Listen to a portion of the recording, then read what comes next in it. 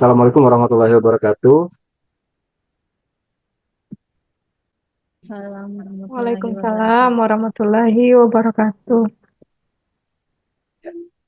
Terima kasih Bapak Ibu sekalian sudah hadir di ruang maya kita pada siang hari ini. Baik Bapak Ibu sekalian, hari ini kita masuk ke literasi digital. Nah, ketika kita bicara tentang literasi digital, maka mau atau tidak mau, kita pertama kali harus memahami terlebih dahulu apa itu yang dimaksud dengan literasi secara umum. Ya. Literasi secara umum itu merupakan eh, kemampuan ataupun misalnya kompetensi kita di dalam membaca ataupun menulis. Jadi the ability how we read and write, ya. Jadi begitu kurang lebihnya. Bagaimana kita sebagai orang yang memiliki potensi kemampuan itu bisa melakukan proses baca dan tulis. Nah, kurang lebih bahasanya demikian. Tetapi di dalam bahasan kita kali ini, apalagi terkait dengan bahasan yang ada di informatika, literasi di sini lebih dimaksudkan kepada bagaimana kita memaknai, memahami apa yang kita baca tadi sehingga menimbulkan suatu keilmuan baru, ya. Jadi bukan sekedar membaca sepintas lalu saja, tetapi juga membaca yang benar-benar dapat kita maknai arti dari apa yang kita baca. Sehingga tidak seperti misalnya fenomena burung beo. Burung beo itu kita ajarkan dia bahasa, dia bisa berkata-kata, tetapi dia tidak paham apa yang dia sampaikan itu sendiri atau apa yang dia katakan. Nah, literasi digital di dalam konteks informatika itu adalah bagaimana kita memiliki kemampuan di dalam memahami dan mengolah serta menggunakan dan membagikan informasi melalui semua media-media digital yang memungkinkan untuk itu. Sama seperti kembali lagi tentang bagaimana cara kita memaknai apa yang kita baca. Di dalam agama saya, di dalam agama Islam, kita itu diwajibkan untuk sholat 5 waktu. Dalam sholat 5 waktu itu ada 17 rakaat. 17 rakaat itu kita wajib membaca Al-Fatihah. Nah, yang dimaksud penekanan dengan membaca secara bermakna adalah bagaimana kita tidak hanya sekedar membaca Al-Fatihah dari Alhamdulillah sampai kepada waladhdallin. Tetapi juga kita paham ketika kita membaca Alhamdulillahirabbil alamin sebagai contoh, kita mengerti, oh, ini artinya adalah segala puji bagi Allah, Tuhan semesta alam. Contohnya begitu. Kemudian ketika kita sedang membaca iya karena na'budu wa iya karena nasta'in, kita juga paham artinya adalah hanya kepada Engkau ya Allah kami memohon, kami menyembah, dan hanya kepadamu ya Allah kami memohon pertolongan. Nah, itu yang namanya membaca secara bermakna. Dan diharapkan dari mengetahui apa yang kita baca, kita dapat mengimplementasikan dari bacaan dan pemahaman yang sudah kita kuasai tadi. Begitu juga di dalam misalnya literasi digital, ya. Jadi literasi digital ada begitu banyak, kita lihat setiap harinya informasi-informasi yang beredar, terutama dari media sosial, berbagai macam berita. Nah, terkadang hal-hal yang sering terjadi adalah kita langsung membagikan apa yang kita dapatkan. Begitu ada berita tertentu masuk di uh, handphone kita, tanpa kita mencari tahu apakah berita tersebut benar atau tidak, itu langsung kita share ke grup keluarga, ya, sehingga hebohlah di grup tersebut dengan berita yang kita share tadi. Bagaimana kita juga nanti diharapkan mampu meneruskan kepada peserta didik, bagaimana mereka begitu membaca, mendapatkan informasi, tidak langsung meneruskan kepada orang lain, tetapi terlebih dahulu dimaknai, diperhatikan, kemudian dicek. Jika memang informasi tersebut dirasa bermanfaat bagi kan untuk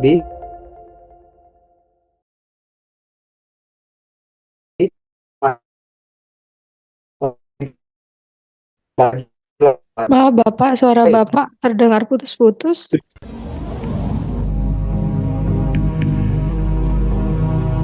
Sebetulnya Ya, Pak, Iya, putus-putus, Pak. suara Bapak terdengar putus-putus, Pak.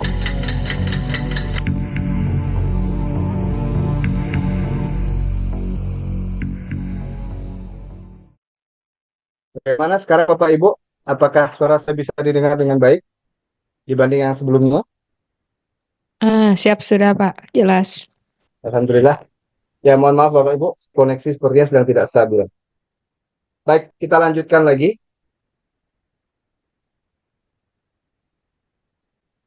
Nah, harapannya kita dapat menjadi orang yang cakap dan bijak sebagai individu yang menjadi warga negara, sekaligus menjadi warga masyarakat digital yang produktif, beretika, berbudaya, aman, nyaman, dan seimbang.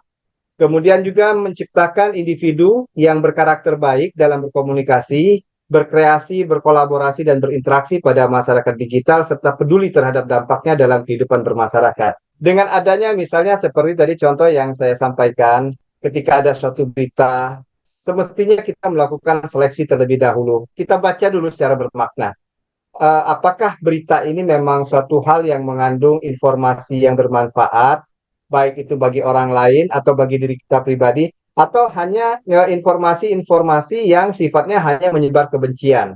Seringkalinya kita ini terprovokasi oleh judul. Ketika kita membaca judul suatu berita, headline suatu berita, maka kita sudah langsung, wah ini nggak benar ini. Harus orang lain harus tahu nih, harus saya share sebanyak-banyaknya. Itu yang paling sering terjadi.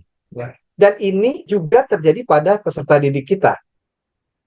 Hal-hal demikian menjadi perhatian yang penting buat kita bagaimana kita sebagai pendidik mapel informatika harusnya mampu memberikan contoh terlebih dahulu kepada peserta didik kita bagaimana menjadi well-being and wise digital citizen. Jadi bagaimana kita menjadi insan yang bijak ya di dalam memanfaatkan literasi digital itu sendiri. Bila kita berbicara tentang literasi digital, akan membahas tentang bagaimana kita mengakses literasi digital itu sendiri. Bagaimana mengaturnya, bagaimana kita memahaminya, bagaimana mengintegrasikan, mengkomunikasikan, evaluasi, dan juga memproduksi dari literasi-literasi digital tersebut.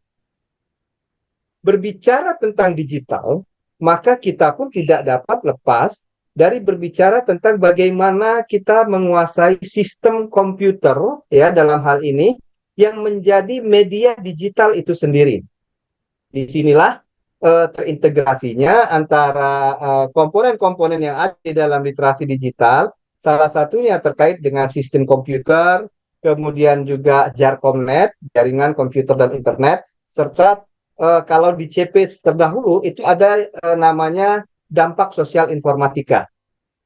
Ini ketiga elemen ini saling terintegrasi di elemen literasi digital pada CP kita yang terbaru. Peserta didik harus paham bagaimana mereka mengenali apa itu hardware, apa itu software, kemudian kemampuan-kemampuan brainware-nya, ya, peningkatan atau kompetensi brainware mereka.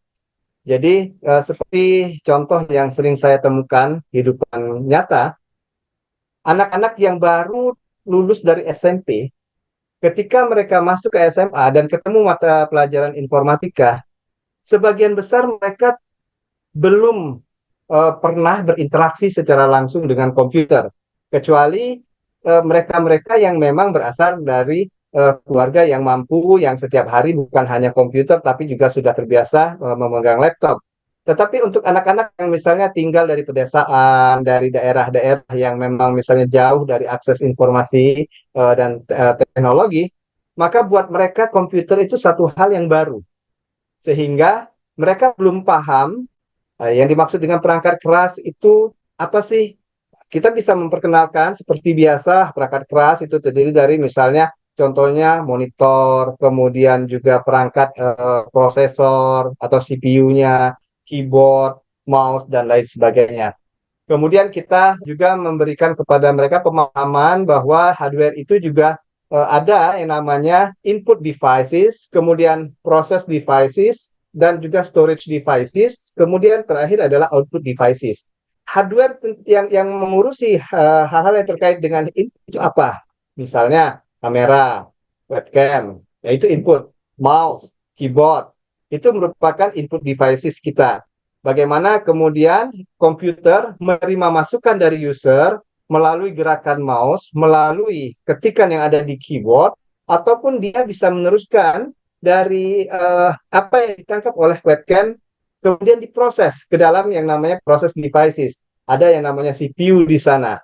Kemudian ada media penyimpanan yang kita sebut dengan storage. Misalnya, storage itu terbagi apa saja. Ada yang disebut dengan hard disk, ada yang disebut dengan SSD, flash disk, ya, disket. Nah, mungkin anak-anak zaman sekarang Gen Z sudah tidak pernah lagi melihat apa itu yang seperti apa bentuk disket tersebut, ya. Kemudian selanjutnya tentang software. Software perlu memberikan pemahaman bahwa software sesungguhnya terbagi atas aplikasi dan juga sistem operasi. Atau kalau misalnya mau kita pecah lagi, ada sistem operasi, ada aplikasi, dan ada bahasa pemrograman. Kalau sistem operasi misalnya seperti mereka yang terbiasa berinteraksi dengan gadgetnya, ada mereka sudah kenal yang namanya Android, ataupun mereka sudah kenal yang namanya iOS, maka kita bisa melakukan pendekatan terhadap apa yang sudah mereka kenal tersebut dengan pemahaman sistem operasi yang ada pada komputer. Misalnya, oh nak, kalau di HP itu menggunakan sistem operasi Android, kalau di laptop atau di komputer desktop, itu kita ada yang namanya Windows, ya, ada yang namanya Linux, ada yang namanya macOS. Jika memang di tempat kita menggunakan Windows, maka kita kenalkan kepada mereka sistem operasi yang menggunakan tentang Windows. Kalau misalnya di kita menggunakan Linux, maka kita ya mengenalkan tentang sistem operasi Linux. Jadi tergantung dari keadaan kita. Nah, di dalam sistem operasi itu sendiri, kita mulai menjelaskan konsep kerja sistem operasi secara umum seperti apa. Kemudian dilanjutkan juga dengan terkait dengan aplikasi. Yang dimaksud aplikasi itu apa? Nah, biasanya anak-anak kalau menulis dia dengan Microsoft Word sebagai contoh atau menggunakan Google Document. Itu adalah contoh daripada aplikasi. Kalau misalnya mereka mau mengolah foto misalnya dengan menggunakan Adobe Photoshop, nah itu adalah contoh aplikasi. Nah, jangan sampai peserta didik kita pun tidak paham dan tidak bisa membedakan mana yang sistem operasi dan mana yang aplikasi. Kemudian juga tadi ada bahasa pemrograman. Nah, bahasa pemrograman itu berada di luar aplikasi dan berada di luar sistem operasi. Bahasa pemrograman misalnya seperti yang sudah kita pahami bersama, ada begitu banyak. Kita ambil saja contoh-contohnya seperti Pascal, kemudian ada juga COBOL, ada yang namanya Fortran, Python, bahasa C, C++, ya, dan seterusnya. Termasuk misalnya ada bahasa pemrograman script seperti JavaScript, VBScript, begitu. Kemudian setelah kita memberikan pemahaman kepada peserta didik kita terkait dengan literasi secara umum, kemudian terkait dengan sistem komputer, dan juga hal-hal yang terkait di dalamnya, tadi ada software, ada hardware, ada kemampuan si usernya sendiri, baru kita mengenalkan kepada mereka secara umum konsep dari JARCONET, jaringan komputer dan internet. Nah, bagaimana satu komputer ketika dia dihubungkan dengan komputer yang lain secara sistematika tertentu, maka dia akan membentuk jaringan komputer. Kemudian kita mendaftar ke provider, maka kita bisa mengakses dunia secara lebih luas menggunakan jaringan komputer tadi yang kita kenal dengan istilah internet. Nah, di situ mulai kita masuk yang namanya pemahaman kecakapan dalam bermedia digital. Nah, terkait dengan pemanfaatan media digital, maka kita mau tidak mau akan berbicara tentang literasi informasi. Di mana literasi informasi itu merupakan kemampuan untuk mengakses, menilai, mengevaluasi, dan menggunakan informasi secara efektif dan juga efisien. Meliputi misalnya keterampilan kita melakukan pencarian informasi, menganalisis, dan mengevaluasi informasi tersebut. Jadi, ketika misalnya kita membutuhkan suatu informasi terkait baju misalnya, nah kita harus bisa mencari secara lebih detail baju seperti apa yang mau kita dapatkan informasinya dari internet, ya. misalnya baju kebaya, ditulis baju kebaya, filenya ada di tipenya apa? Oh, kita mau mencari PDF. Nah, kita harus mampu eh, menggunakan spesifikasi pencarian tertentu. Jadi tidak begitu, wah baju kebaya langsung muncul semua. Ini sini dibutuhkan kecakapan kita di dalam literasi informasi. Di dalam literasi informasi, kita akan membahas tentang search engine, di mana di dalam search engine ada istilah yang disebut dengan crawling, indexing, dan ranking. Crawling itu adalah menjelajahi internet secara terus-menerus, jadi ada proses surfing di sana. Kemudian indexing itu adalah hasil dari surfing tersebut, hasil dari penjelajahan atau exploring konten-konten yang ada di internet akan disimpan di dalam database dan indeks, ya. Oleh karena itu, maka setiap data yang kita cari di search engine, seperti melalui search engine Bing, Yahoo, Google, itu bisa cepat dapatnya. Kenapa? Karena mereka sudah tersimpan di satu database tertentu, berdasarkan konten dan juga metadatanya. Ketika kita request data tersebut, dia akan langsung cepat ditampilkan. Jadi ada proses di belakang layar, ini yang harus kita pahami bahwa di belakang layar itu ada proses crawling dan juga indexing. Nah, kemudian nanti biasanya ada proses yang ketiga, yaitu proses ranking, di mana proses rankingnya adalah menampilkan halaman-halaman yang paling relevan dan berkualitas di ranking-ranking yang teratas, misalnya. Ya. Pencarian dengan parameter, Bapak Ibu. Seperti yang tadi saya sampaikan, bila misalnya kita ingin mencari informasi terkait baju kebaya.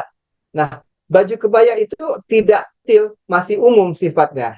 Nah, search engine, apapun itu, kita menggunakan Bing, menggunakan Yahoo, menggunakan Google, itu sudah punya fitur untuk mendapatkan hasil pencarian yang lebih relevan dengan menggunakan parameter-parameter tertentu. Ya, Bapak Ibu. Jadi, kalau kita bicara misalnya parameter yang ada di Google, maka di situ ada contohnya parameter site, parameter case gitu ya. Dimana kalau site itu mencari konten yang muncul di alamat domain tertentu. Kemudian case itu salinan. Selanjutnya ada juga berdasarkan tipe. Misalnya kita ingin mencari informasi terkait dengan computational thinking atau berpikir komputasional. Kita mencari dalam format apa? Apakah kita akan mencari dalam format PDF filenya, ataukah kita hanya ingin mencari format PPT ataukah TXT misalnya? Nah, kita bisa ketikkan file type *2 PDF, kemudian spasi computational thinking. Nah, ini adalah contoh-contoh bagaimana kita mampu mengoptimasikan mesin pencari sehingga informasi yang ditampilkan kepada kita tidak umum, tetapi langsung tepat kepada apa yang kita inginkan. Nah, untuk informasi apa saja misalnya yang bisa kita dapatkan terkait dengan parameter-parameter yang ada pada mesin pencari, nanti ini akan saya share di grup WA kita. Ini ada alamatnya ya, dari Google, parameter-parameter yang ada di mesin pencari khususnya pada Google dan cara penggunaannya.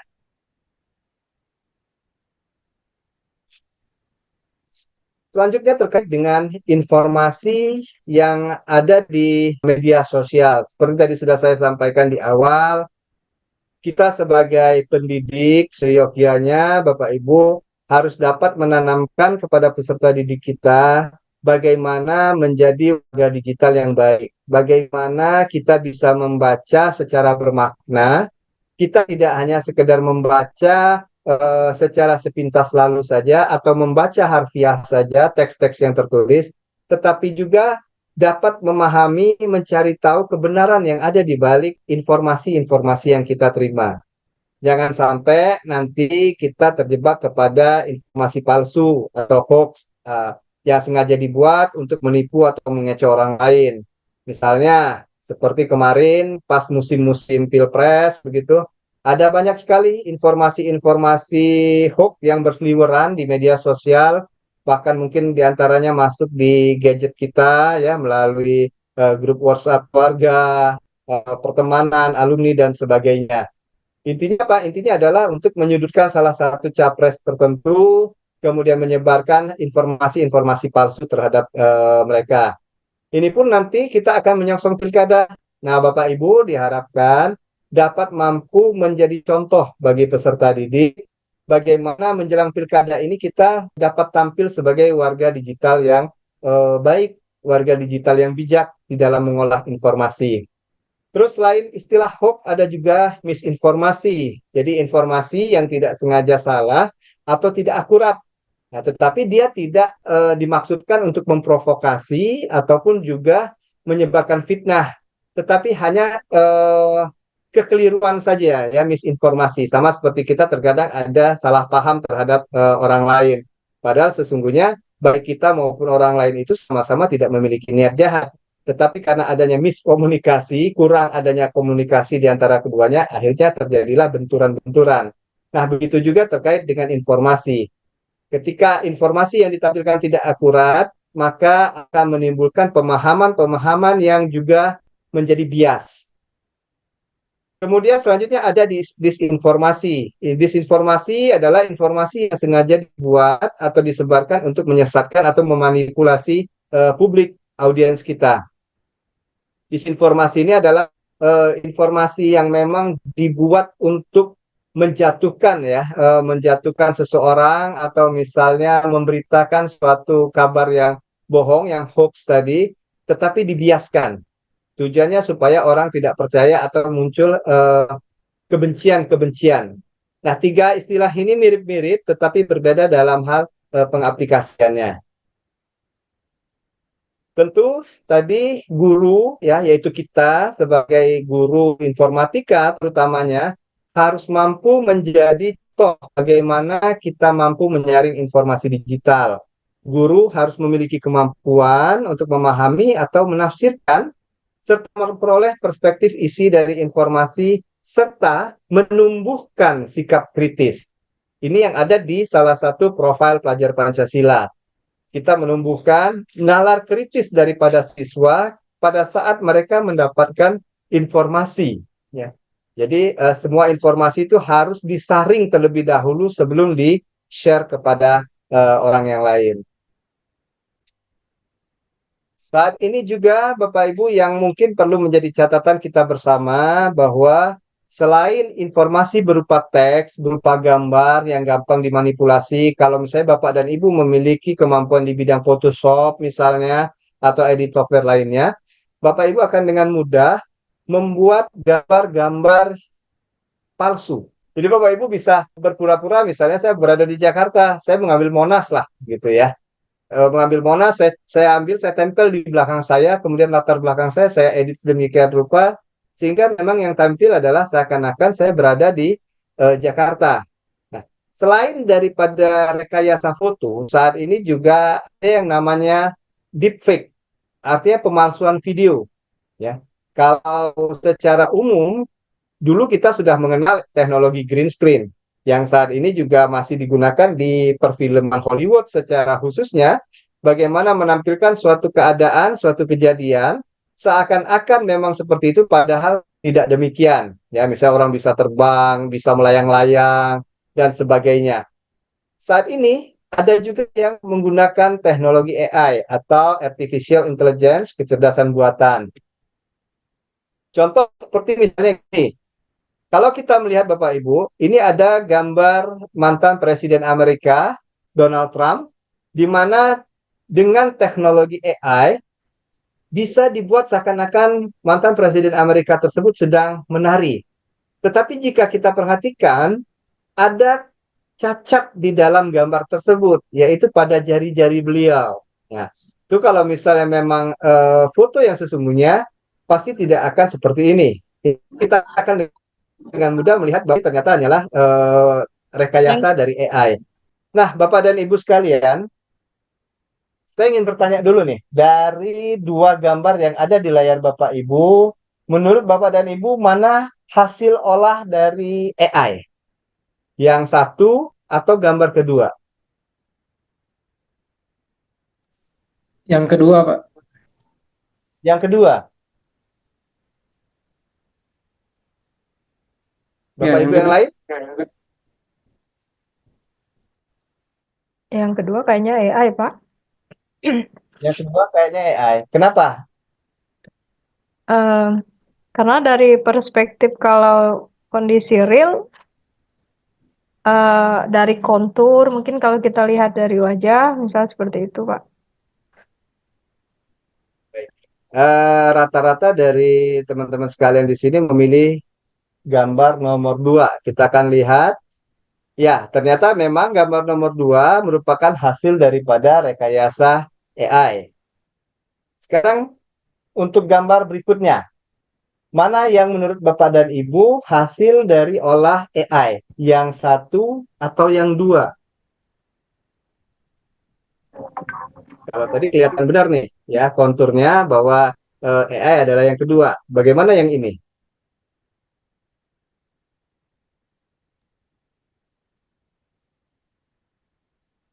Kedua, Dua AI lagi, Pak. Dua kayaknya Ini AI. satu Pak kayaknya Pak.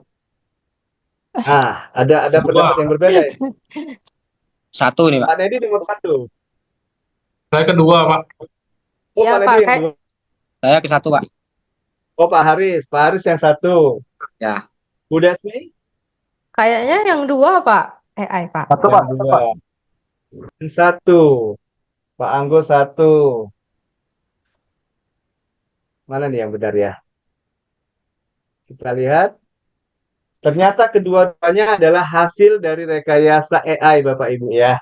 Jadi kiri dan kanan, baik gambar pertama maupun gambar kedua itu bukan gambar yang sesungguhnya, tetapi hasil daripada pengolahan kecerdasan buatan.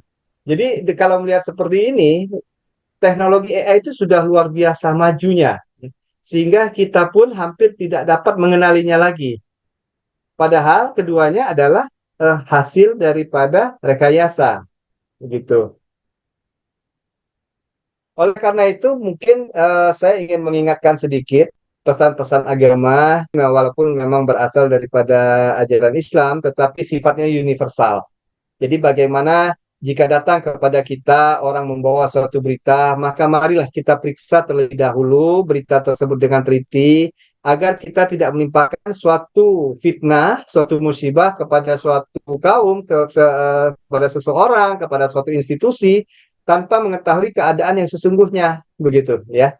Jadi proses cek dan recheck, kemudian juga verifikasi itu sangat penting sekali di dalam kita menerima berita. Jadi kita sudah lihat bagaimana misalnya eh, rekayasa itu tidak hanya berupa teks, tidak hanya berupa tampilan screenshot WA, atau juga permainan green screen, hasil editing foto, aplikasi Photoshop, tetapi juga bisa dengan menggunakan video. Bagaimana seseorang eh, bisa mengambil wajah orang lain, diceplak seakan-akan dia adalah orang tersebut, atau juga menggunakan rekayasa AI ya, sehingga bila kita memang tidak betul-betul teliti, maka tentunya bisa mengakibatkan hal-hal yang tidak kita inginkan. Kita bisa menjadi salah satu penyebar daripada fitnah umpamanya. Nah, ini pesan ini sangat bijak sekali, Bapak dan Ibu sebagai pendidik di dalam mata pelajaran informatika harus mampu ya implementasikan serta memberikan contoh kepada peserta didik kita masing-masing terkait dengan penguasaan informasi, terutama yang beredar di media sosial. Salah satu jembatan yang mungkin dapat Bapak dan Ibu lakukan di dalam memeriksa suatu fakta dari berita yang beredar, kita mencari tahu dengan lembaga atau individu seperti contoh yang ada di layar Bapak Ibu. Ada yang namanya Mavindo, kalau misalnya di media dan jurnalis itu ada Media Tempo, Liputan 6, Kompas. Tentu kita tidak bisa semuanya mengandalkan satu media saja, misalnya Tempo. Nah, kita bisa cek dan recheck dari media lain.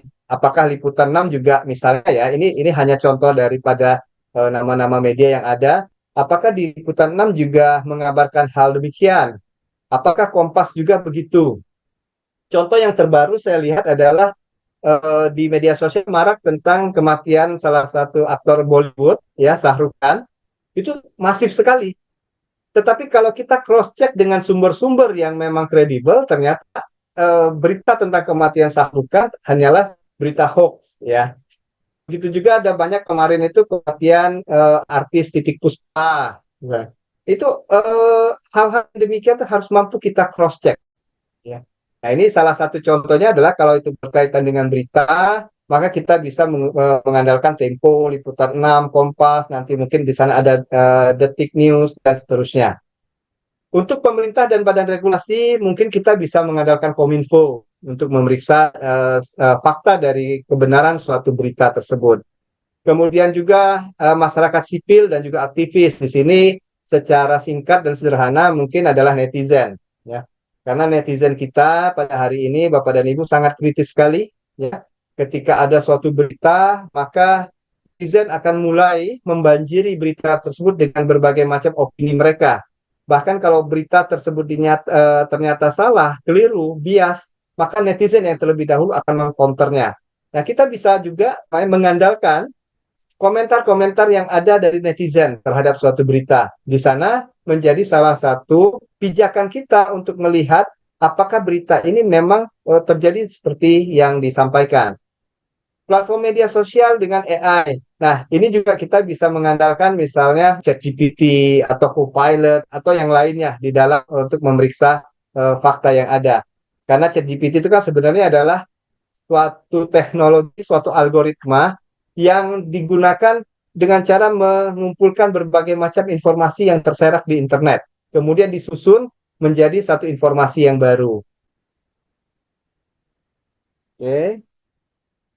Ini tadi yang sudah kita sampaikan, bahwa ketika kita berbicara tentang literasi, kita tidak bisa pisah dari pemahaman terhadap literasi secara umum, kemudian masuk kepada literasi digital, kita tidak akan bisa melepaskan diri dari pembahasan dan pengenalan akan media digital, salah satunya seperti komputer, gadget, ya. Kemudian berbicara tentang komputer, ada yang namanya perangkat keras, perangkat lunak, kemudian ada kompetensi daripada si brandware-nya sendiri, si usernya sendiri, si penggunanya. Kemudian perangkat keras terbagi lagi, ada yang namanya input devices, ada yang primary memory, ada yang storage, ada yang processing devices, ada output devices, ya. Dan ini kepada peserta didik yang baru mungkin perlu menjadi perhatian kita bersama, ya, karena mereka adalah siswa-siswa yang ketika SMP belum pernah mendapatkan sama sekali pemahaman dan juga pengenalan terkait dengan perangkat komputer. Oke, nah ketika kita bicara tentang cara kerja komputer secara umum, maka kita mau tidak mau pasti akan juga membahas tentang binary code atau kode biner, bilangan desimal, di mana bilangan desimal itu menerjemahkan apa yang kita input ke dalam komputer, kemudian diproses dan dibalikkan lagi menjadi output, ya. Jadi seperti kita tahu bahwa komputer adalah benda mati, sama sekali tidak pintar. Dia pintar karena ada user yang mengkondisikannya menjadi seperti itu. Nah, semua proses yang berasal dari user itu akan diterima oleh komputer, akan dipahami oleh komputer yang notabene adalah mesin, dengan mengkonversinya menjadi bilangan biner atau kode biner. Saya percaya bahwa teman-teman yang memang berasal dari Infokom sudah sangat paham sekali terkait dengan bilangan biner atau binary bit, ya, di mana biner adalah sistem bilangan basis yang terdiri dari angka 0 dan 1. Biasanya juga ini kita simbolkan dengan positif, negatif, begitu, on, off, begitu ya. Adanya arus yang masuk, adanya ketiadaan arus itu biasa kita simbolkan dengan angka 0 dan 1 tadi. Terus pemahaman bahwa binary code, ya, sistem bilangan biner itu sesungguhnya bukan hanya permainan angka-angka di atas kertas saja atau di coretan-coretan di whiteboard, tetapi sebenarnya bilangan biner itu merupakan ejawantah dari kehidupan kita sehari-hari. Seperti suara misalnya. Suara itu adalah fenomena fisik yang disebabkan oleh bentuk gelombang yang merambat melalui udara. Kemudian mikrofon digunakan untuk mengubah bentuk gelombang tadi menjadi sinyal listrik analog. Setelah itu sinyal analog diambil sampelnya, kemudian menghasilkan pengkodean digital. Nah, teman-teman yang berasal dari teknik pasti paham tentang teknis gelombang begini. Ya. Baik, kita masuk kepada JACOMNet atau Jaringan Komputer Internet.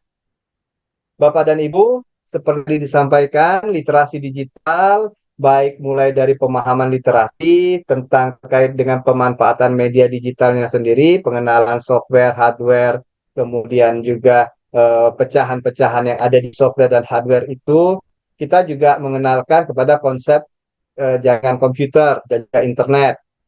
Ya, bagaimana satu komputer dihubungkan dengan komputer yang lain, maka terbentuklah topologi. Ya, terbentuk topologi. Ada yang disebut dengan topologi star, bus, dan sebagainya. Kemudian kita bisa dengan menggunakan misalnya modem, kita bisa terhubung ke internet. Ya, di mana kemudian kita juga berkomunikasi melalui provider. Ya, kita terkoneksi dengan provider sehingga terjadilah komunikasi secara global antara satu komputer dengan komputer yang lain yang ada di berbagai macam daerah dan bahkan juga belahan dunia yang berbeda. Baik, saya akan persingkat saja. Ya, ini adalah bagaimana nanti kita bisa memaparkan kepada peserta didik seperti apa itu topologi jaringan, kemudian bagaimana proses internet itu bekerja, ya kan? Nah, kita masuk lagi tentang etika dan budaya digital, di mana sebenarnya kita harus ingat dunia maya, dunia internet itu merupakan representasi ya dari kehidupan nyata di sehari-hari kita. Di dunia maya ada banyak orang yang like or dislike dengan kita. Begitu juga ada yang berjualan, ada yang berpolitik, ada yang memang memberikan pengajaran-pengajaran, ada yang misalnya di sana ingin sekedar tampil, ya, show off, misalnya ada yang flexing dan sebagainya. Nah, penting kita juga meneruskan kepada peserta didik adalah bagaimana cara kita berinteraksi dan mematuhi norma-norma positif yang muncul dari penggunaan teknologi digital itu sendiri. Jangan sampai peserta didik kita nanti terjebak dengan undang-undang ITE ataupun juga sampai pidana misalnya. Kenapa? Karena bullying misalnya ya. Kita misalnya merepost akun seseorang yang memang sebenarnya itu adalah akun fake juga. Nah, kita harus menanamkan kepada mereka bahwa walaupun kita berada di lingkungan dunia digital, di dunia maya, tetapi tetap ada nilai dan norma yang harus kita anut. Ya. Nilai-nilai sosial dan etika itu misalnya adalah termasuk apa yang ada di dalam norma Pancasila kita. Ya. Harus sesuai dengan nilai Pancasila, sesuai dengan profil pelajar Pancasila yang dapat dibentuk melalui praktek dan juga prinsip yang mencerminkan kelima sila dalam interaksi digital kita sehari-hari. Kemudian satu hal fenomena yang sekarang ini terjadi Bapak Ibu, sebenarnya ini adalah fenomena positif, tapi sekaligus juga negatif. Contohnya saat ini, anak didik kita kalau Bapak Ibu perhatikan, mereka memiliki akun media sosial, mereka punya akun di Instagram, mereka punya akun di TikTok, mereka punya mungkin di Twitter, tetapi hampir tidak ada posting di sana. Tetapi pengikutnya banyak. Positifnya, bisa saja mereka itu menghindari jejak digital. Ya. Jadi seperti kita tahu bahwa saat suatu informasi kita sebarkan di dunia maya, maka pada saat itulah informasi yang sudah kita lepaskan tidak bisa kita tarik lagi. Tidak bisa kita unduh lagi. Walaupun kita bisa menghapus postingan status kita, tetapi sebenarnya postingan itu sudah ada, ya, sudah direkam, ya, di internet begitu. Jejak-jejak digital itu tidak bisa dihilangkan. Jadi ibarat seperti kita meninggalkan bekas sidik jari. Bekas sidik jari, kemudian juga bisa ditelusuri apa saja yang kita lakukan. Nah, ini Gen Z sekarang terutamanya itu sisi positifnya, mereka punya media sosial mungkin hanya untuk melihat media sosial yang lain, media sosial orang lain, media sosial gurunya, media sosial artis-artis dan sebagainya. Tetapi mereka sendiri menghindari adanya rekam jejak. Itu positifnya.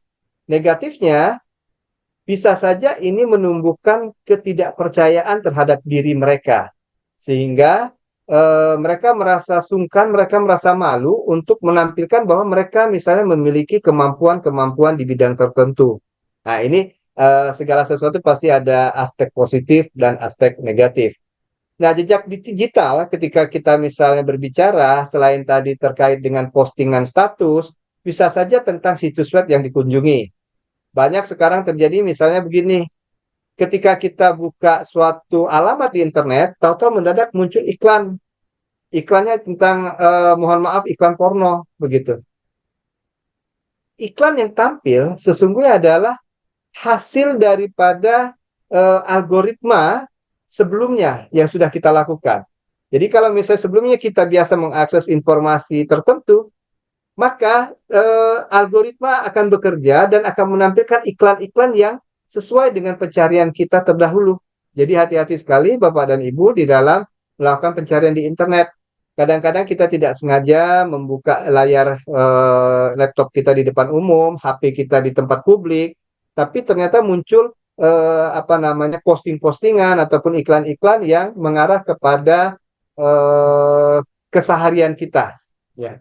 Ya mudah-mudahan saya percaya bahwa Bapak dan Ibu guru yang ada di BIMTEK ini juga kita semua adalah orang-orang baik ya, insya Allah. Sehingga apapun itu, walaupun dia tampil iklan, itu iklan-iklan yang masih bisa masih masuk dalam kategori yang positif, gitu. Saat ini juga perusahaan-perusahaan banyak memanfaatkan jejak digital untuk melacak aktivitas online dari calon karyawannya. Begitu juga kalau misalnya mereka ingin masuk dalam menaiki jenjang jabatan tertentu di dalam pekerjaannya, terkadang rekam jejak digital juga menjadi satu perhatian tersendiri dari atasan-atasan di dalam proses kenaikan jabatan tersebut. Nah, itu tentang jejak digital, Bapak Ibu. Kemudian kita bicara tentang hak haki, ya, hak atas kekayaan intelektual. Nah, bila kita bicara tentang haki, maka kita akan berbicara tentang regulasi.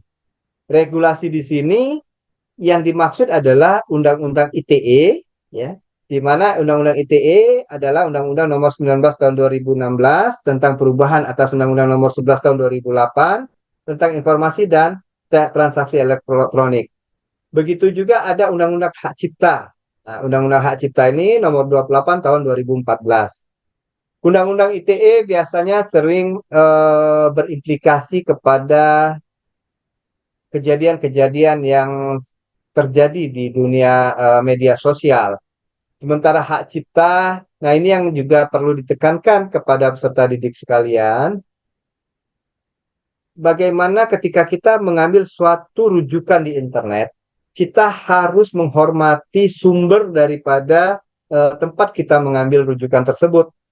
Seperti kemarin misalnya Bapak dan Ibu sudah melakukan presentasi terkait dengan timbunan sampah, ya kan? Data-data tersebut Bapak Ibu kan data dari situs yang sudah diarahkan di LMS. Nah, situs itu wajib Bapak Ibu lampirkan pada saat Bapak dan Ibu presentasi. Begitu juga untuk rujukan situs-situs lain. Misalnya kita mengambil pendapat Bill Gates misalnya terkait dengan definisi operating system misalnya. Bapak Ibu harus lampirkan Bill Gates-nya bicaranya di mana, kita mengambil kutipan dari mana. Sama seperti kalau kita kuliah, ada daftar pustaka, ya ada rujukan catatan kaki di mana berisi sumber pengambilan informasi tersebut. Nah, saat ini Undang-Undang Hak Cipta itu sangat ketat sekali. Kalau Bapak Ibu juga adalah bagian daripada konten kreator di YouTube, Bapak Ibu pasti sudah akrab bagaimana kita tidak bisa memposting musik-musik apa saja yang sudah diklaim hak ciptanya oleh si penyanyi ataupun dari produser misalnya. Maka kita akan kena teguran hak cipta. Nah, begitu juga misalnya ada konten-konten lain di luar musik yang dianggap oleh algoritmanya merupakan pelanggaran. Nah, ini yang perlu juga kita sampaikan kepada peserta didik kita, Bapak Ibu ya. Bagaimana kita tetap dapat mematuhi kaidah dan norma yang berlaku di dunia nyata, meskipun kita sedang berinteraksi di dunia maya. Contoh yang dilindungi oleh haki atau hak atas kekayaan intelektual, misalnya adalah karya cipta, seperti buku, lagu, film, karya seni, perangkat lunak, dan sebagainya. Paten, ya, merek dagang, desain industri, rahasia dagang. Ini contoh-contoh yang dilindungi oleh haki. Sampailah kita kemudian kepada bahasan yang sangat urgent di dalam literasi digital, yang tidak kalah pentingnya adalah tentang keamanan digital. Di mana keamanan digital ini, kalau Bapak Ibu melihat apa yang terjadi dalam 3 atau 4 hari belakangan, ya, ada satu kejadian bagaimana layanan imigrasi kita down akibat adanya serangan dari Pemirsa, kita ke informasi lainnya. malware. Setelah 2 hari mengalami gangguan, sistem Pusat Data Nasional Imigrasi Bandara Soekarno-Hatta jadi sudah dapat melayani penumpang penerbangan luar negeri, termasuk juga jemaah haji yang pertama tiba.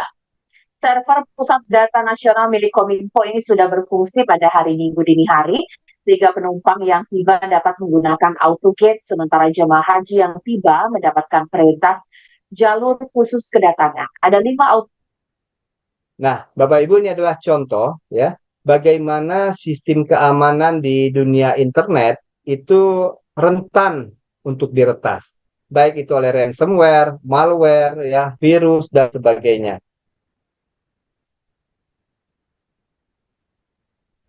Ini adalah hal yang baru saja terjadi di Indonesia, bagaimana Pusat Data Nasional Kominfo itu diduga diserang oleh ransomware dan diminta tebusan. Ya. Sebenarnya banyak hal-hal yang mengatakan bahwa keamanan data di negara kita lemah. Tapi sebetulnya kalau saya melihatnya tidak demikian, Bapak Ibu, ya. Teknologi ransomware, ya, kemudian termasuk juga virus, itu selalu berlomba-lomba. Bagaimana orang yang membuat virus itu berlomba-lomba dengan orang yang membuat antivirusnya. Begitu juga serangan-serangan terhadap layanan data tertentu, ya, pusat data tertentu. Itu mereka sebenarnya berusaha setiap waktu bagaimana caranya pertahanan dari pusat data ini bisa ditembus. Ada saja sisi-sisi lemah kita sehingga data kita bisa kemudian dicuri, diakses oleh orang lain. Jadi sebetulnya dari salah satu aspek kita bisa melihatnya bahwa ya inilah fakta bahwa selalu ada sisi-sisi kelemahan kita dan keterbatasan kita. Di mana terkadang ketika kita sudah memiliki teknik keamanan data yang kita anggap cukup, maka kita sudah benar-benar mencukupkan sampai di sana.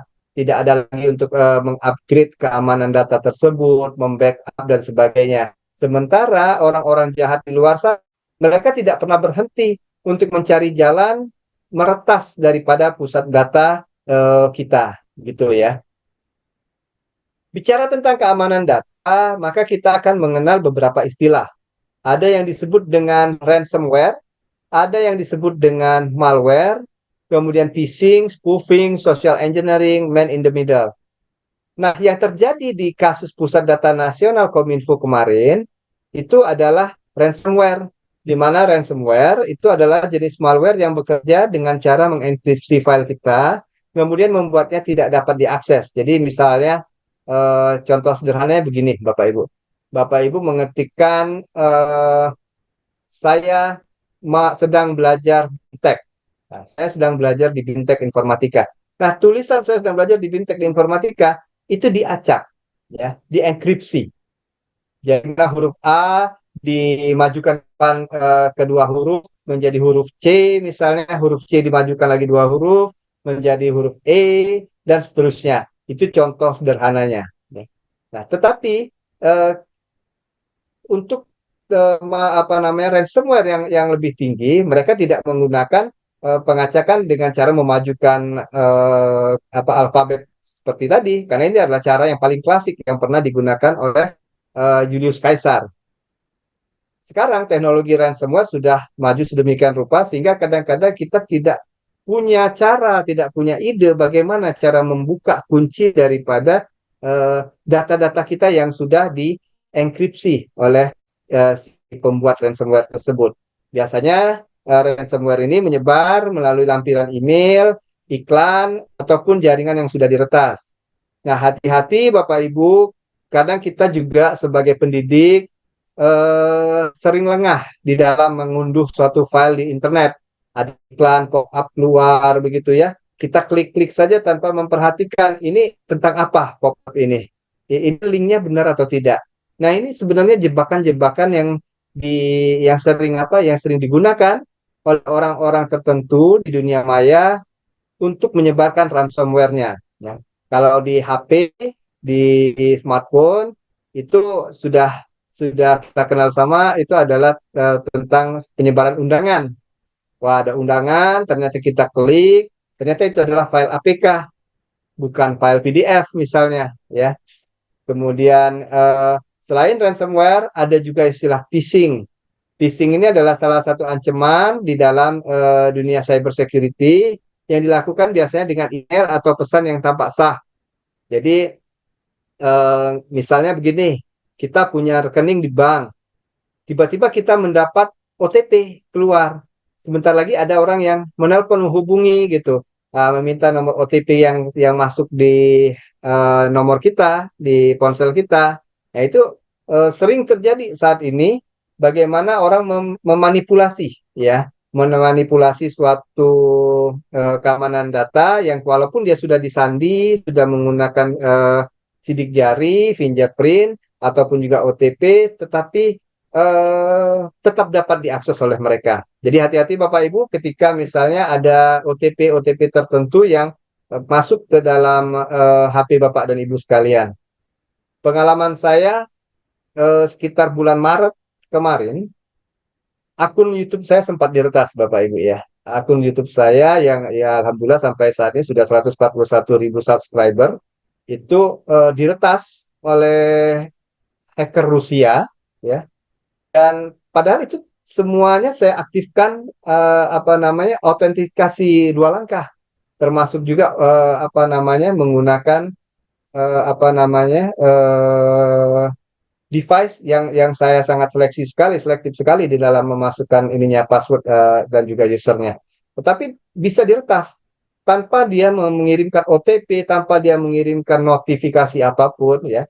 Sehingga kemudian saya waktu itu berinisiatif menghubungi Google sebagai penyedia layanan YouTube. Sekitar lebih kurang 2 minggu, alhamdulillah akun tersebut bisa kembali kepada saya. Nah, itu adalah contoh-contoh kejahatan di dunia cyber, ya. Kemudian selain ransomware dan phishing, ada juga malware. Nah, malware ini bisa terbagi dalam berbagai macam jenis dan bentuk. Ada yang virus, ada yang worm, trojan, dan berbagai macam lainnya. Hati-hati sekali Bapak Ibu ketika Bapak Ibu mengunduh suatu file di internet, jangan sampai file itu ternyata mengandung suatu virus tertentu yang dapat membahayakan keamanan data Bapak Ibu sekalian. Kemudian malware, phishing, ransomware, ada juga spoofing. Spoofing di mana seseorang itu menyamar sebagai orang lain atau entitas lain. Misalnya, dulu pernah terjadi kasus website BCA yang di spoofing. Ya. Jadi seakan-akan itu adalah websitenya BCA, tetapi sesungguhnya itu adalah website BCA palsu. Nah, hati-hati mengakses yang seperti itu Bapak Ibu. Jadi pastikan bahwa kita betul-betul mengakses website official atau website resmi yang memang dibuat oleh pihak yang bersangkutan. Terakhir ada istilah man in the middle. Man in the middle atau MITM ini adalah serangan cyber yang dilakukan untuk mencuri informasi dan memata-matai kita. Ya. Nah, biasanya itu akan memanfaatkan koneksi yang tidak aman. Bagaimana caranya? Ini kebanyakan kita nih, ya, paling senang dengan menggunakan hal gratisan. Termasuk misalnya WiFi gratis. Kalau sudah ada WiFi gratis, kita paling demen. Kita mulai mematikan koneksi data kita menyambung ke koneksi yang free WiFi tadi. Padahal sesungguhnya dengan akses free WiFi, kita sedang berada di pinggir jurang. Ya. Karena setiap aktivitas yang kita lakukan di ponsel kita atau di laptop kita, saat itu juga bisa diakses oleh penyedia Wi-Fi tersebut. Begitu. Nah, jadi hati-hati sekali menggunakan Wi-Fi publik. Usahakan ketika Bapak Ibu sedang terkoneksi dengan Wi-Fi publik, Wi-Fi gratisan, itu tidak mengakses informasi-informasi yang sensitif. Seperti misalnya OTP, kemudian juga PIN, dan lain sebagainya yang sifatnya memang urgent untuk kita. Dan kalau Bapak Ibu sudah paham tentang VPN, ya, Virtual Private Network, Bapak Ibu bisa memanfaatkan VPN salah satunya untuk mencegah man in the middle ini. Sehingga walaupun kita mengakses menggunakan jaringan publik, tetapi data kita masih tercover ya oleh VPN. Tapi memang salah satu resiko dari pemanfaatan VPN, yang pertama adalah akan memperlambat akses. Itu yang pertama.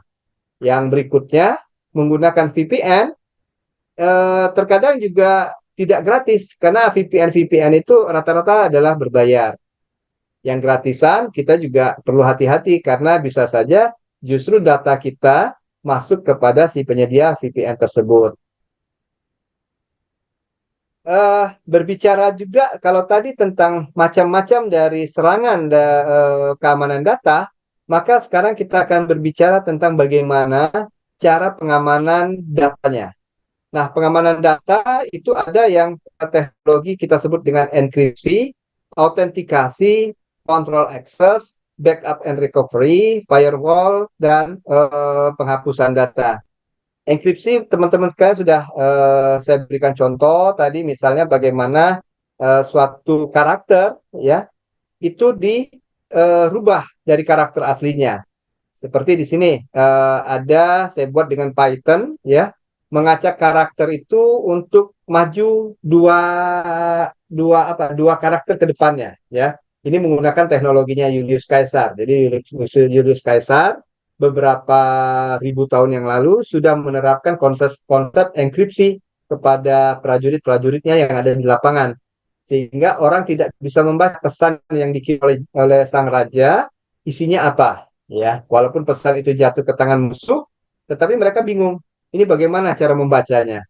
Misal di sini ada pesan aslinya adalah BIMTEK Informatika Angkatan 2 tahun 2024. Ketika dia dienkripsi ya, jadi kalau seperti yang Bapak Ibu bisa lihat di sini di layar monitornya, bagaimana misalnya huruf B itu berubah menjadi huruf D ya. Perhatikan yang ada pesan asli dan pesan terenkripsi. BIMTEK Informatika B berubah menjadi D, I berubah menjadi K, M berubah menjadi O. Jadi ada lompatan-lompatan karakter. Ini adalah contoh enkripsi. Bagaimana membukanya, membacanya kembali? Ya, kita mendekripsi kembali, kita mengurai kembali kode yang sudah kita buat tadi sehingga kembali kepada pesan aslinya. Ini adalah contoh enkripsi yang mungkin bisa Bapak dan Ibu terapkan juga proses pembelajarannya kepada siswa kita. Nah, itu saja Bapak Ibu terkait dengan penguatan informatika di literasi digital pada kesempatan kali ini. Selebihnya nanti Bapak Ibu seperti yang tadi saya sampaikan, mohon maaf sebentar.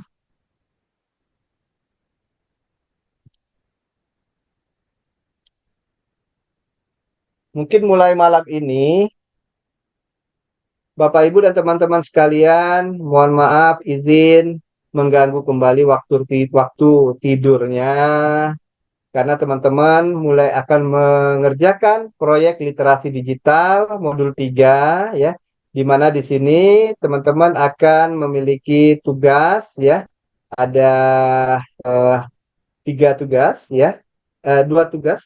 Yang pertama adalah terkait dengan Digital Guardian, meningkatkan literasi keamanan data dan informasi. Kemudian proyek kedua, merancang autentikasi ruang penyimpanan teknologi rahasia terbaru. Nah, ini semua ada di LMS, bisa teman-teman lihat, akses di LMS-nya masing-masing. Dan perlu diperhatikan kriteria-kriteria penilaian. Jadi mohon dicek petunjuk daripada pengiriman tugasnya seperti apa. Jadi di sini ada rubrik penilaian, ya. Bapak Ibu silahkan dipahami rubrik penilaiannya seperti apa. Kemudian bagaimana cara submitting filenya, apa yang menjadi keharusan di dalam apa pengiriman dari tugas tersebut. Ini saja mungkin yang dapat saya sampaikan dan saya buka forum tanya jawab dan diskusi jika ada hal-hal tertentu yang teman-teman ingin komunikasikan kepada saya pada kesempatan siang hari ini. Silakan Bapak dan Ibu.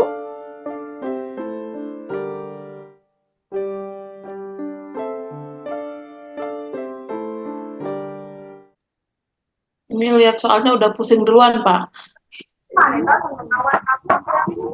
Kenapa Bu Vina? Lihat soalnya udah pusing duluan ini, Pak. Belum dikerjakan. Itu soalnya masih menggunakan kelompok ya, Pak? Kelompok kemarin apa Ya. bagaimana, Pak? Kalau saran saya, lebih baik kita tetap mengoptimasikan kelompok yang sudah ada saja, Ibu. Sehingga kita tidak lagi mencari sense of emotion-nya. Kita tidak lagi merajut-rajut perasaan di antara kita, ya.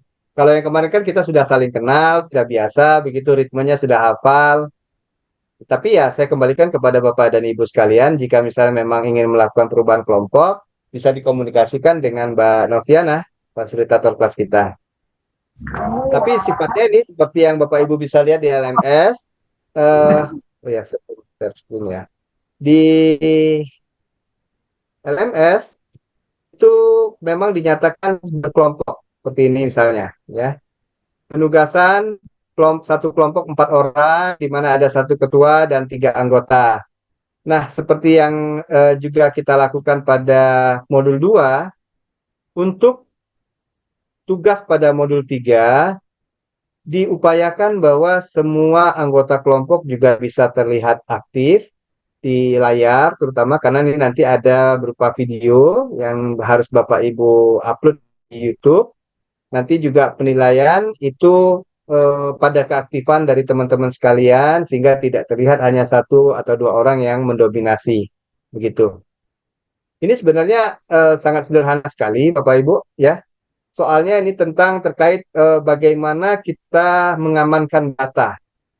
Jadi kalau yang pertama itu tentang meningkatkan literasi keamanan data dan informasi. Kalau yang kedua perancangan, perancangan autentikasi. Jadi seperti yang kita tahu bahwa autentikasi itu kan ada macam-macam bentuknya.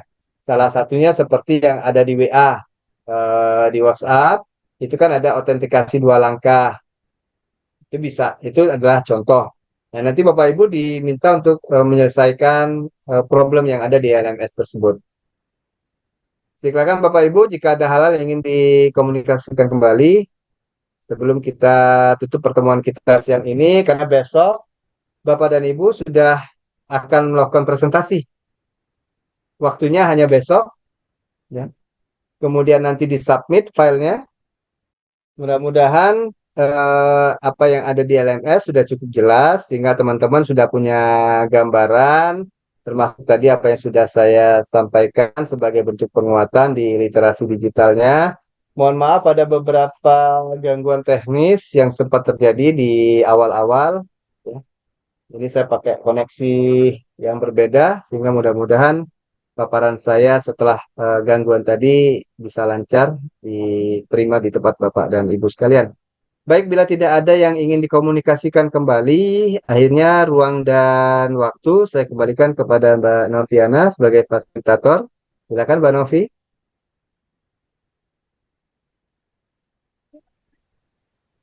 Bapak Ibu, sebelum saya tutup, apakah ada lagi yang ingin ditanyakan, baik terkait dengan materi yang disampaikan oleh? Ada Mbak, sedikit yang saya kurang paham nih Mbak. Ya, silakan Pak Darian. Di soal itu kan ada rubrik penilaian. Nah, itu pengisiannya apa diisi oleh narasumber atau setiap anggota menilai anggotanya yang lain? Mungkin seperti itu Mbak. menurut saya ini perintahnya agak kurang paham saya. Ya mungkin itu saja Mbak. Terima kasih Mbak ya. Baik, terima kasih Pak dan Rian. Pak Armando mungkin bisa dibantu Pak untuk menyampaikan terkait dengan tugasnya. Baik, Pak dan Rian ya. Untuk rubrik penilaian, di situ nanti yang akan menjadi poin-poin penilaian dari narasumber, Pak dan Rian.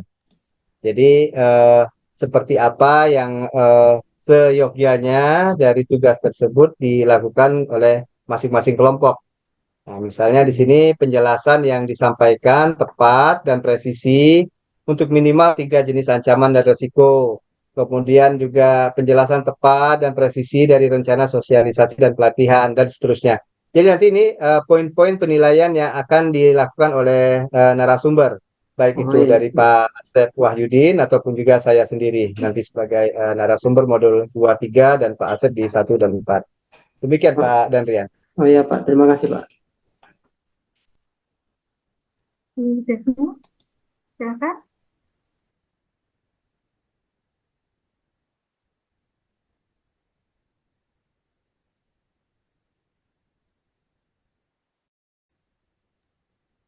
Oke, baik, terima kasih Mbak Fasilitator. Ingin ada yang ingin saya konfirmasi Pak di sini. Mungkin sekedar diskusi tentang masalah literasi digital ini. Kalau kita bicara tentang literasi digital, Pak, ini pasti nggak pernah lepas dengan yang namanya keamanan data. Sebenarnya yang saya ketahui itu dari tahun-tahun dulu, seperti Google, itu sudah melakukan, kalau saya bilang, di pandangan orang awam, bahwasanya komputer ataupun internet ataupun sejenisnya itu dengan satu kali klik bisa melihat dunia seperti itu. Tapi sebenarnya kalau mungkin kita paham seperti yang Bapak ceritakan tadi, sangat mengerikan. Salah satunya tadi mungkin contohnya yaitu gunakan WiFi daripada yang geratongan seperti itu. Eh, Kembali lagi bahwasanya literasi digital tidak lepas dengan yang namanya keamanan, secure, cyber, dan kasus-kasus yang lain seperti sekarang itu sudah sangat marak sekali. Nah, yang ingin saya kaitkan seperti ini, Pak. Di lingkungan sekolah seperti itu. Lingkungan sekolah itu untuk eh, terkhususnya orang informatika seperti itu. Jadi kita tuh kayak seperti dewa, Pak. Kenapa saya katakan dewa? Ada pun everything all, pokoknya masalah ataupun apapun itu baliknya ini kenapa, ini kenapa, ini kenapa seperti itu. Jadi bukan hanya dari pihak mungkin sesama rekan kerja, seperti itu lingkungan stakeholder itu sendiri, tapi mungkin juga dari siswa seperti itu. Nah, yang ingin saya tanyakan, mungkin eh, membangun sikap seperti itu. Karena kan nggak lepas dengan yang namanya pelajar profil Pancasila.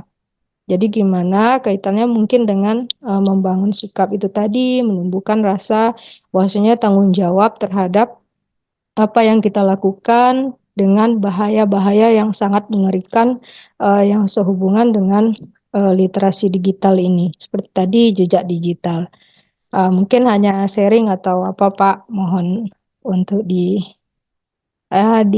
ditanggapi lah Pak, mungkin keterbatasan saya. Terima kasih Pak atas kesempatannya. Saya akhiri. Assalamualaikum warahmatullahi wabarakatuh. Waalaikumsalam warahmatullahi wabarakatuh. Baik, Bu Desmi Fitri, apa yang Ibu Desmi sampaikan sebenarnya kita semua rasakan, ya. Bahkan jangankan seperti itu, Bu. Kita yang menyandang gelar sarjana komputer terkadang dianggap oleh orang awam itu serba tahu. Kalau urusan komputer pokoknya tahu semua. Nah, ini jamak terjadi di mana saja. Ketika kita misalnya ada hal apapun, masa sarjana komputer nggak bisa? Nah, gitu ya. Ini sebenarnya fenomena yang sangat-sangat jamak sekali terjadi. Ketika bicara tentang jaringan, oh, kok sarjana komputer nggak ngerti soal jaringan. Ketika ketemu bahasa pemrograman, kok tentang coding komputer nggak ngerti, padahal sarjana komputer.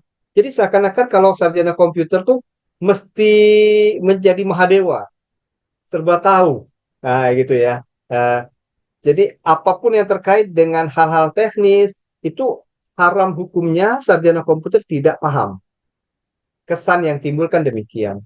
Nah, terkait misalnya apa yang tadi Bu Desmi pertanyakan sebagai sharing digital, sebagai sharing saja dari saya, ya perlu mungkin kita membangun apa namanya pendekatan yang komprehensif, baik itu mencakup pendidikan, kesadaran, dan juga melibatkan partisipasi dari semua pemangku kepentingan, baik itu dari sesama rekan sejawat kita, para guru-guru, juga mungkin diantaranya kalau ada tendik, ya tenaga pendidik, staf, kemudian juga orang tua. Jadi yang kita sampaikan adalah terkait dengan edukasi dari literasi digital tersebut, bagaimana bahwa dunia digital sama sekali tidak berbeda dengan dunia nyata. Ya. Dunia digital di sini maksudnya adalah dunia maya. Apa yang ada di dunia maya, begitulah representasi dari dunia nyatanya. Ada like dan dislike seperti yang tadi saya sampaikan, ada juga orang jualan, ada orang berpolitik, ada orang yang berkhutbah di dalamnya, dan sebagainya rame. Itu adalah representasi daripada dunia nyata. Nah, tinggal lagi kita masing-masing pihak dapat saling membantu membangun kesadaran dan juga pembinaan. Tentu kita pun juga tidak lepas dari salah. Walaupun kita adalah seorang pendidik, tetapi terkadang kita pun bisa hilaf. Kadang pun kita bisa lengah begitu. Misalnya ketika ada suatu informasi yang berkaitan dengan kepentingan kita, terkadang kita menjadi apa? Ingin cepat orang lain juga tahu, orang lain memahami apa sih yang kita rasakan begitu.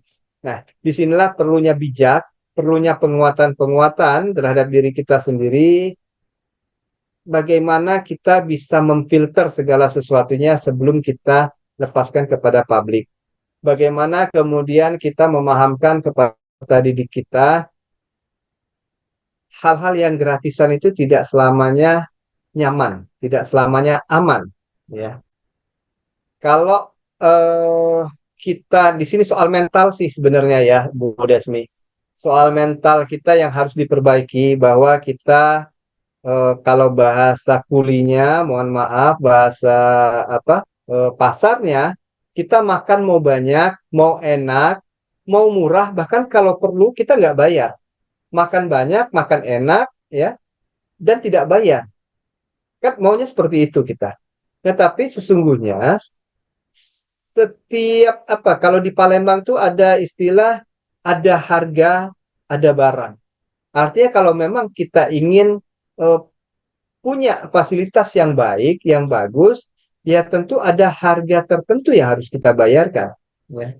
Kalau kita selamanya bermental gratisan, sedikit-sedikit kita maunya ini apa geretongan begitu ya, maka ada kenyamanan dan keamanan tertentu dari sisi kita yang mungkin akan terusik. Contohnya seperti pemanfaatan WiFi gratis tadi. Ya, kita tidak sadar bahwa data kita sesungguhnya dapat terancam dengan memanfaatkan WiFi tersebut. Jadi inilah tadi kesadaran dan pembinaan serta juga keterlibatan dari orang tua. Sangat perlu sekali, sangat penting sekali bagi sekolah-sekolah yang non asrama. Kebetulan kalau di sekolah saya, Bapak Ibu, sekolah saya berasrama. Jadi pengawasan siswa 24 jam itu ada pada guru-guru dan juga staf asrama yang ada begitu. Keterlibatan orang tua sifatnya secara tidak langsung, karena kita di tempat saya setiap guru itu juga merupakan orang tua asrama bagi siswanya. Kemudian untuk pemanfaatan alat dan teknologi juga sama. Jadi kalau misalnya kita sebagai apa namanya media atau orang yang memang memegang otoritas terhadap teknologi tersebut, kita pun mungkin bisa menerapkan filter-filter terhadap konten-konten tertentu yang bisa melindungi rekan-rekan guru kita yang lain ataupun juga siswa kita, ya, peserta didik kita dari mengaksesnya. Seperti contoh ada alamat-alamat yang berbahaya untuk diakses oleh mereka, alamat-alamat yang mungkin melanggar norma, ya, situs-situs porno lah begitu, atau situs-situs judi online misalnya. Nah ini kita berusaha untuk melindungi dengan melakukan filter-filter konten tersebut.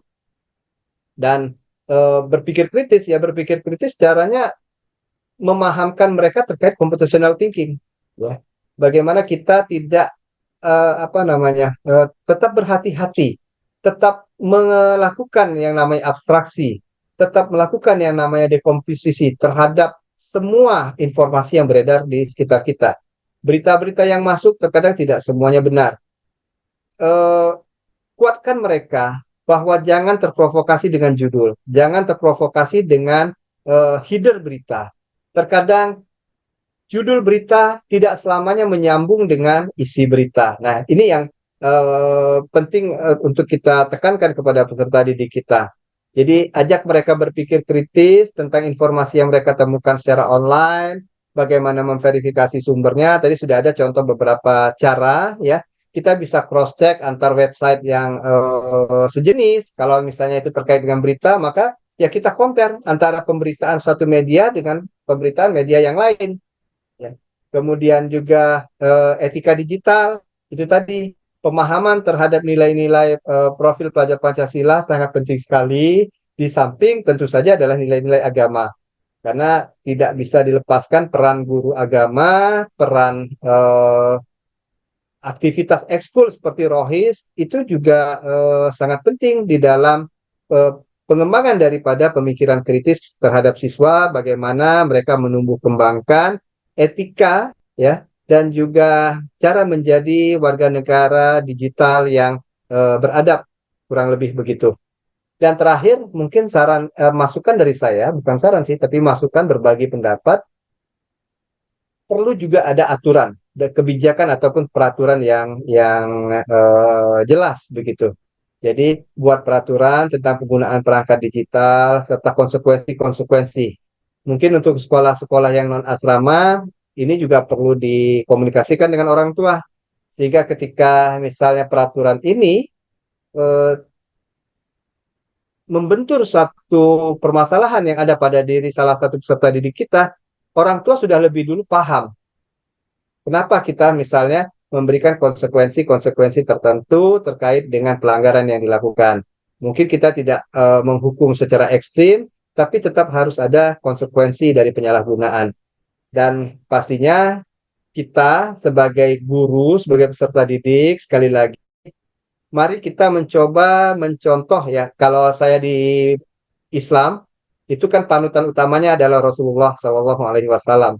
Jadi bagaimana Rasulullah berdakwah bukan hanya teoritis, bukan hanya beliau berbicara, berdakwah, hanya menyampaikan kata-kata manis, kata-kata indah saja, tetapi beliau menjadikan diri beliau sebagai uswatun hasanah, sebagai uswah yang hasanah, sebagai pribadi yang memang contoh teladan. Jangan sampai kita melarang siswa merokok, kita sendiri merokok. Jangan sampai kita melarang siswa mengakses konten-konten yang tidak baik, tetapi kita sendiri dilihat siswa melakukan pengaksesan konten-konten yang tidak baik tersebut. Nah, kurang lebih begitu. Dan itulah pepatah bijak itu, kalau guru kencing berdiri, murid akan kencing berlari. Mudah-mudahan kita semua, terutama peserta BIMTEK pada kesempatan angkatan kedua kali ini, sangat paham sekali bagaimana menjadikan pribadi kita sebagai permodelan yang baik untuk lingkungan kita, untuk sesama rekan sejawat kita maupun juga sebagai peserta didik kita.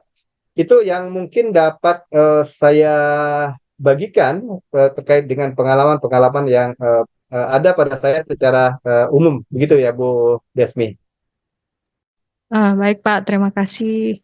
Sangat menginspirasi Pak bagi saya, soalnya di sekolah kami yang terbilang sekolahnya agak di kabupaten pinggiran Jadi ini kayaknya perlu pemahaman secara ini lagi kepada mungkin baik siswa maupun intinya stakeholder sekolah, Pak.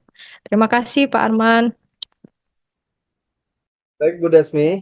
Teman-teman yang lain silakan kalau masih ada.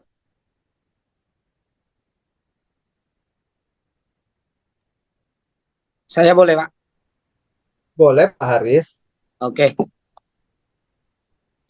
Tadi menyangkut yang Bapak sampaikan tuh, jadi saya tuh berpikir tentang data privasi atau privasi profil yang telah terlambat penanganannya, Pak. Nah, jadi menurut saya selama ini kita tuh memang sudah selalu dimata-matai oleh teknologi. Kenapa saya bilang mata-matai? Ya, karena ya semua data kita baik yang profil ataupun apa itu sudah terupload. Contohnya salah satu di Dapodik. Itu di Dapodik tuh mungkin udah lengkap semua, Pak. Ya kan? Nah, untuk yang jadi pemikiran saya, data Dukcapil aja itu sudah kemana-mana mungkin data kita di Indonesia nih. Apalagi cuma sekedar data Dapodik. Nah, itu. Keamanan rakyat Indonesia ini di KTP aja itu sudah dijebol sama orang yang tidak bertanggung jawab. Saya berharap di sini ya bagaimana pendapat Bapak tentang data privasi kita yang sudah terlanjur kita masukkan di sini, di sana. Ya kan, Bapak bilang tadi kan tidak bisa lagi dihapuskan. Berarti masih terdata. Nah, kedepannya bagaimana kita menjelaskan ke tentang data profil siswa-siswa kita ini, apalagi yang ditakutkan OSIN sekarang kan karena sudah ada AI kan lebih merajalela, Pak, ngerinya. Ya, OSIN itu kan karena AI tadi kan kita kan AI itu sebenarnya nggak pintar, Pak. Tapi mereka memata-matai kita. Itu apapun kerjaan kita sudah masuk di online, udah dia pasti itu akan mengindeks. Itu yang Bapak bilang tadi, ada indeks, ada venue-nya, diambil-ambil semua. Jadi dia mencari kita tuh gampang. Nah, menurut Bapak, bagaimana kita menjelaskan ke anak ini tadi tentang keamanan data ini? Yang karena kalau menurut saya sekarang udah terlambat, Pak. Karena data saya mungkin sudah sangat banyak terpublish. Nah, jadi sekarang tuh makanya saya tuh untuk profil, untuk data yang tentang ini aja, apa namanya, tentang pekerjaan aja. Tapi untuk yang lain-lain, data anak, data ini saya tidak akan ungkapkan. Nah, tapi permasalahan pemerintah membutuhkan data-data itu terus. Tapi apakah ada keamanan bagi kita? Saya nggak tahu itu, Pak. Data Dukcapil aja, data KTP mungkin sudah banyak tersebar. Telkomsel, data nomor aja sudah banyak bocor. Itu yang saya dapat dari berita-berita yang beredar di Kompas, Detik, apalagi di Twitter. Itu, Pak. Sekian itu aja, Pak. Baik, terima kasih Pak Haris. Kegelisahan Pak Haris Andriansah sebenarnya menjadi kegelisahan kita semua ya Bapak Ibu. Kalau Pak Haris tadi bicara tentang data di Dapodik, saya justru melihat yang lebih daripada Dapodik Bapak Ibu. Bapak Ibu bisa ketik info GTK, ya, Ibu cari tentang nama saya, ya, kemudian asal tahu saya di Palembang, itu semua data muncul. Ya. Nah, sama itu data-data yang berasal dari Dapodik sebetulnya keluar di info GTK. Artinya, buat saya misalnya untuk mengakses tentang Pak Haris, tentang Ibu Lucy, tentang Pak Roni, Ibu Mareta, atau Pak Anggo, Bu Fitri, gampang. Saya cukup tahu namanya siapa, Fitri Yuniarti, Sarimatul Aini. Saya cari di info GTK. Oh, yang jelas dia ini ada di Bengkulu. Pasti muncul semua yang terkait dengan Sarimatul Aini, dengan Haris Andriansah, misalnya dengan Desmi Fitri, dengan Armansa, semua akan muncul. Ini kegelisahan kita sama, Pak. Apalagi sekarang masih belum adanya kesepemahaman di semua elemen yang terkait di masyarakat kita. Sehingga kalau misalnya kita mau mengajukan suatu registrasi lah, melakukan registrasi suatu urusan, yang diminta selalu fotokopi KTP. Benar. Nah, NIK itu yang penting, Pak. Itu aja coba Pak lihat di apa namanya GTK Belajar itu kan ada tuh NIK. Kan kelihatan tapi dikasih bintang-bintang. Itu bagi yang ngerti itu bisa bukan? Bisa. Kalau NIP kita pun sebenarnya bisa dilacak, Pak. Itu kan terdiri mudah sekali karena ada tanggal lahir, tahun lahir gitu kan. Itu bisa bisa ditelusuri sebetulnya. Jadi walaupun dikasih bintang-bintang pun bagi orang yang paham, it's very easy to solve that kind of encryption gitu ya. Nah, kembali lagi misalnya kita sedikit-sedikit kita mau fotokopi KTP. Mana fotokopi KTP-nya, fotokopi KK gitu. Padahal Bapak, fotokopi KTP kita tuh mahal loh harganya. Itu bisa dimanfaatkan oleh orang yang ingin berpolitik. Artinya Pinjol. apa? Ya misalnya dia ingin jadi anggota DPD misalnya, dia harus memiliki 1000 KTP, umpamanya begitu. Dia dengan KTP-KTP yang diperjualbelikan di pasar gelap, itu kan sebenarnya kita harus mengakui lah, kita harus mengakui bahwa sebenarnya data kita itu diperjualbelikan di belakang Benar. layar. Benar. Ya, kita sudah sama-sama paham itu. Nah, diperjualbelikan data kita untuk dimanfaatkan guna kepentingan pribadi pihak-pihak tertentu itu sudah hal yang jadi rahasia umum saya rasa. Tinggal lagi kita mau bagaimana ke depan ya. Kalau hemat saya hanya bisa ya salah satu metode yang kita bisa lakukan kalau itu terkait dengan data, terkait dengan sandi, maka kita rutin mengganti kata sandi kita secara periodik. Terus membackup seluruh data-data kita yang penting, mohon maaf, kepada media yang berbeda.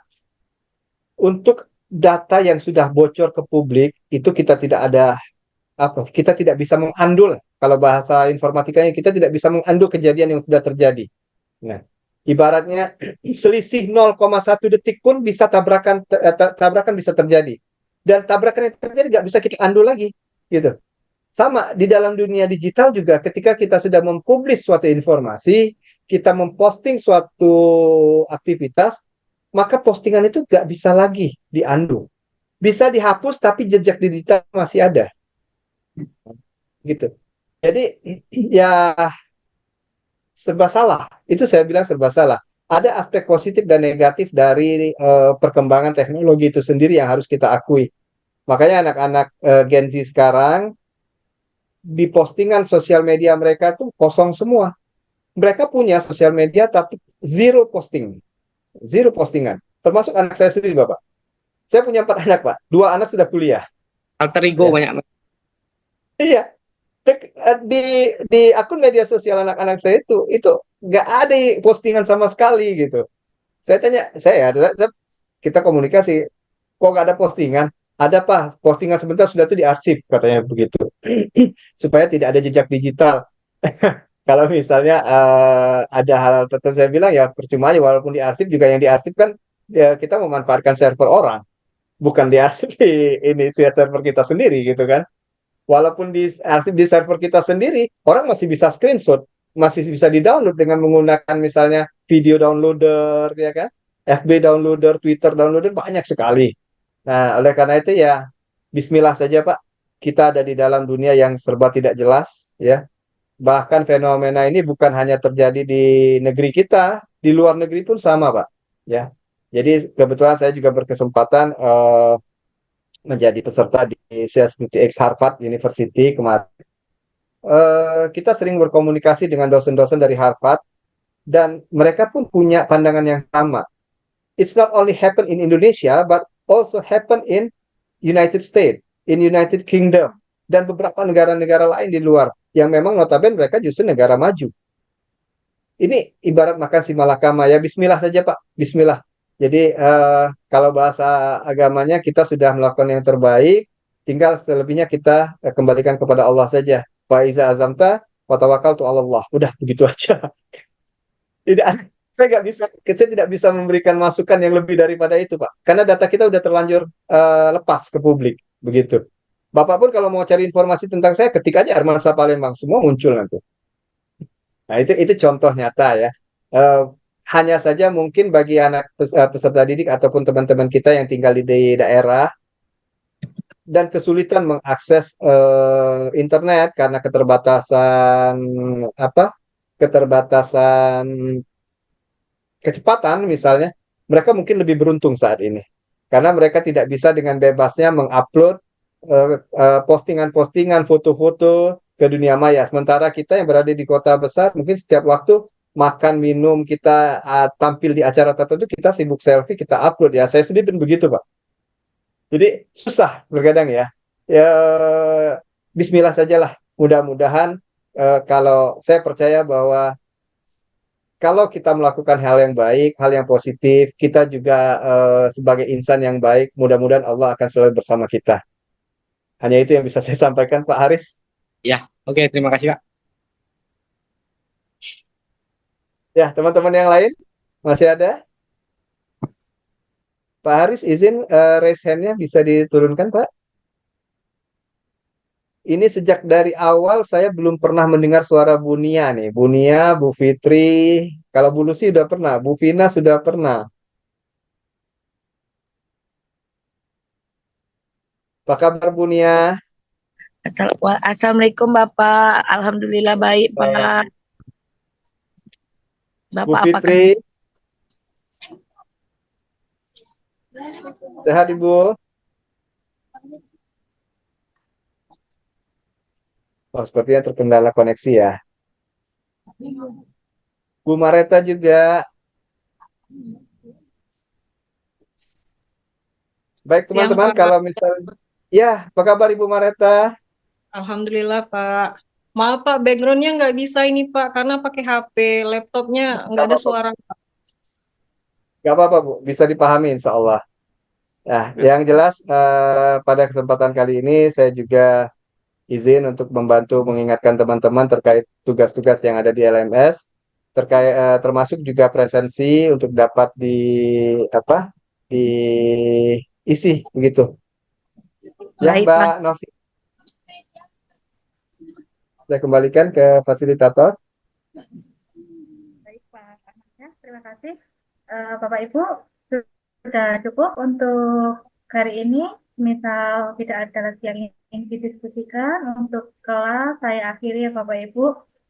Untuk sama seperti yang Mas saya sampaikan, silahkan nanti setelah ini, mohon maaf kemarin belum sempat saya kirim, setelah ini coba saya kirim untuk tugas apa saja yang Bapak Ibu belum lengkap, karena memang ada beberapa yang belum bisa mengakses dikarenakan belum lengkap. Jadi nanti setelah Zoom ini selesai, saya coba bukakan aksesnya bagi Bapak Ibu yang belum, silakan bisa dilengkapi supaya nanti di menu selanjutnya bisa dibuka. Seperti itu ya Bapak Ibu.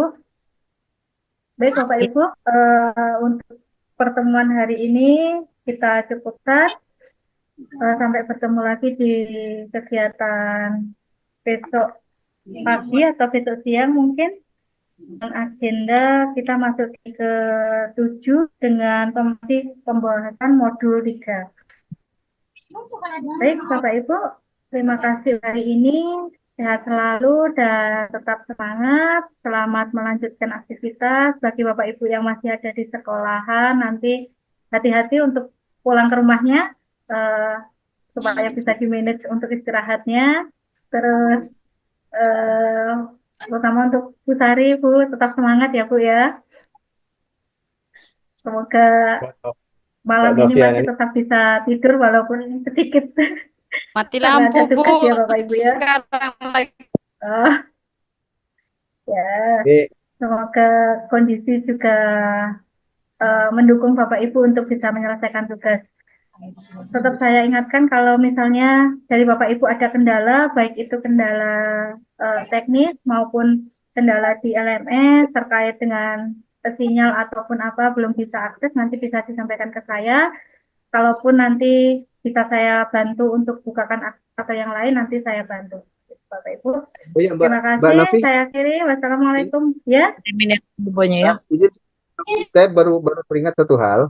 Jadi Bapak dan Ibu sekalian, itu saya mau menyimpan nomor WA masing-masing, tetapi saya terkendala terkadang ada beberapa profil di WA-nya tidak menggunakan nama asli, sehingga kadang saya bingung ini mau menyimpannya siapa atas nama siapa begitu.